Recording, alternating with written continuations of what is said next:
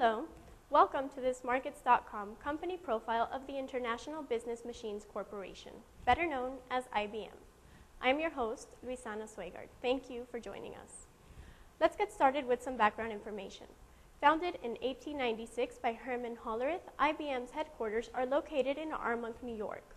More than 385,000 employees work for IBM, which has a market cap over $154 billion and operates worldwide.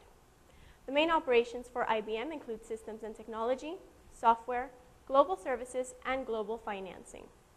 IBM is run by CEO Samuel Palmisano and CFO Mark Laufridge. Let's talk about stocks. IBM is traded in 13 exchanges, including the New York, London, Stockholm, Frankfurt, Swiss, and Mexican exchanges, among others. The major index it trades on is the S&P 500 in the US.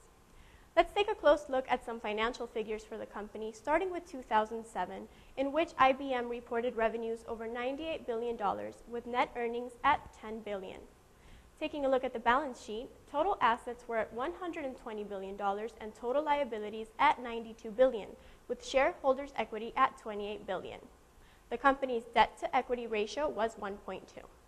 On December 31, 2007, IBM stock closed at $108.10, but is trading higher today, closing at $113.94 on September 5, 2008. In 2007, over $2 billion was paid out in dividends. Back to operations, IBM offers products in computer hardware, computer software, consulting, and IT services.